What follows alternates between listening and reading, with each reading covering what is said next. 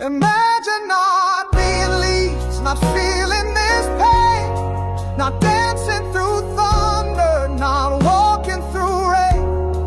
Imagine not rising with fists in the air when the world turned its back and no one would care. We've lived in the ashes, we've drowned in defeat, but still we stand proud on our battered old feet. Imagine not loving with all that you are.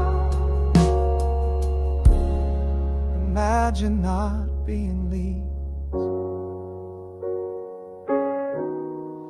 We love you, Leeds, Leeds, Leeds. We do love you, Leeds, Leeds, Leeds. How y'all doing? Notice something a bit different about me. Ain't having a tash. Hate it when a little trim goes too far. Anyway, the tash is gone. Hope you're all having a good start to your weekend. So Leeds United, according to Kicker, are linked with the striker Demirovic. I'm not even going to try and pronounce his first name. Serbian international. Looks really good. Looks really good. I'm a little bit surprised that we're looking at a target like this, to be honest. I thought DCL may have been the last striker we get through the door. I know we've been talking to multiple strikers. Oriol Skarson's been one of them. There's been a lot of links to other strikers. Mooney's was probably most fans' preferred choice, which obviously that ain't happening. But obviously we all know Leeds will have a long list of targets. What I would say is, doing a bit of digging on Demirovic this morning, he looks an absolute unit. He looks an absolute baller. He looks an absolute finisher. Most importantly, finish in really like subtle instances where the keeper comes out and he dinks it. He likes that finish. If you look at his highlights, he does that quite a bit. Powerful shot, can absolutely take the net out of the back of the goalpost. His movement's really good. Really like his movement. Little bit like, reminds me a little bit of Piroe, but just more physical. Like, he's a bit of a poacher. You're not going to see him scoring from too many goals from outside the box. Pretty good in the air. All round, just a decent striker. Looks like a really good player if we can get him. The tough thing is, he scored 15 goals last season for Stuttgart. Decent player, one of their top players last season.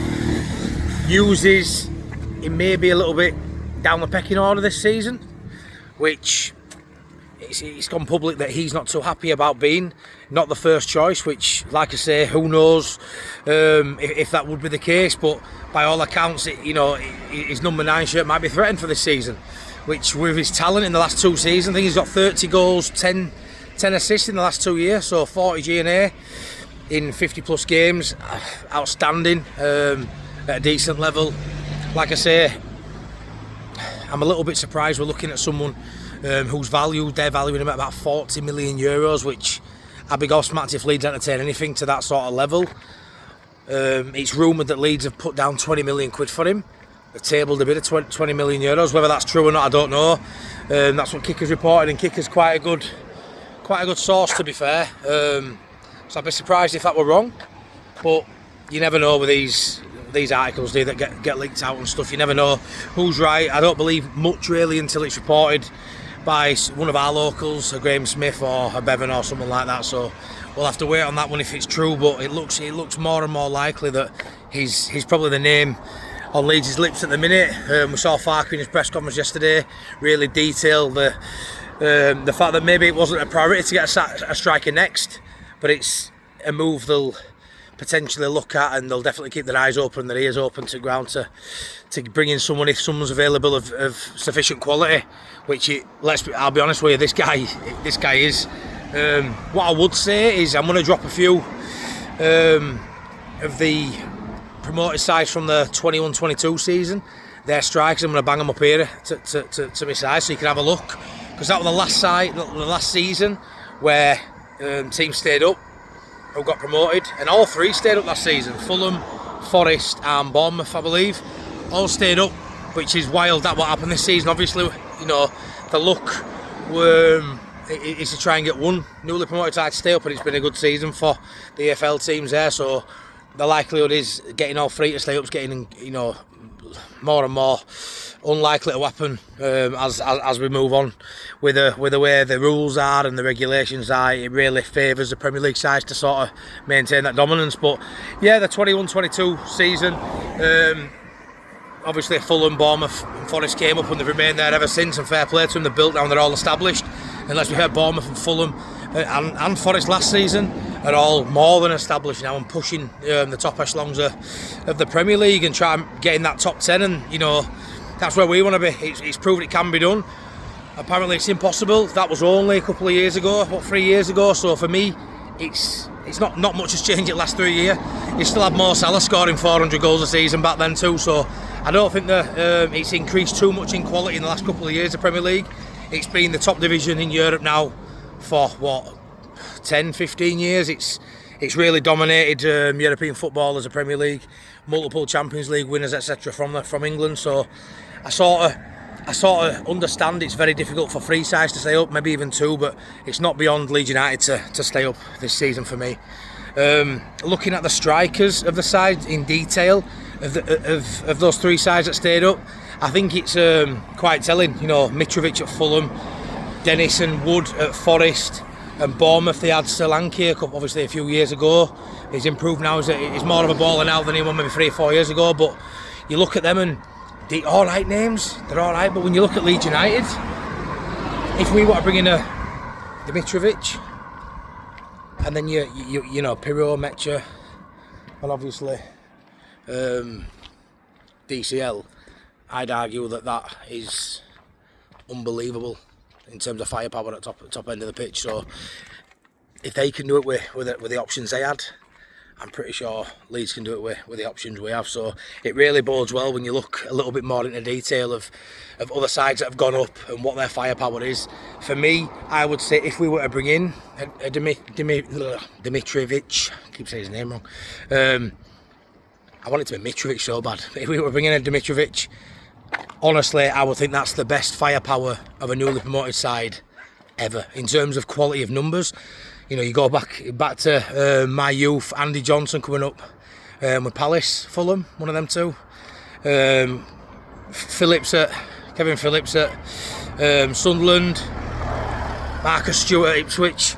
You know, some sides have come up and had an absolute baller, do well for them, but no one's at depth for 3 or 4 players like we'd have. You know, I think the only reason we need a fourth for Leeds United is because of the injury concerns of 2 of the 4 strikers. I think 3 strikers into one position goes fine. I don't think there's need in terms of numbers if all of our striker options were fit and ready and no injury worries or concerns for the club. I think because there's a question mark against a couple of them, they've probably got to look at that 4th option. And I didn't expect it to be a player with the calibre of who we're looking at. So for me, I'm happy with the 3 we've got. But if you add this bloke into it too, this Serbian beast who's just an absolute poacher and finisher beyond what we'd have probably hoped to achieve. You throw Calvert-Lewin, DCL in there, who's physical and great in the air. Piroe, who's also really good in the box. Nice touches. Nmech, who I think he's going to surprise a few people. I think he's going to bully people. He's going to win his free kicks. He's going to back into people. He's going to be an absolute handful. I think as a 3, it's good now. As a 4, unbelievable talent and depth there for a newly promoted side. And I think getting the signing like this in, obviously we know we need full-back cover, we need that left wing sorting. Regardless of a 10, I think those 3 would probably do us. I think you look at that and you go, that's got the makings of someone looking up rather than down in terms of quality and depth, to be fair. So I'm really excited that we're still looking at a striker, albeit how do you keep them all happy? This bloke wants out, potentially a Stuttgart, because he's already slipping out pecking order, which means he sees himself as a starting 9, and he probably would be if he come to Leeds United. But then how do you keep DCL happy, Piroe happy, Nmech happy? Nmech is probably the easiest one to keep happy, because he probably knew he was coming as some sort of backup option. Piroe, I'm not too sure. He'll be wanting to play little minutes, you know, he deserves a crack at it too. I mean, you look at that, you've got the best striker in the Championship for the last 2-3 years. Usually they get given a go in the Prem and sometimes they do well. So there's something to say he should maybe have a crack at that. But if he doesn't, he doesn't. And I'm sure he'll find a suitable role to help this squad maintain its Premier Premier League status. But yeah, that's my thoughts on it. Hopefully we get this played over the line. If not, we'll move on to another target. Or if not, I'm happy with the 3 we've got. Let me know what you think. I'd love to know what you think. Please like, please subscribe. I'll see you on the next one. Peace.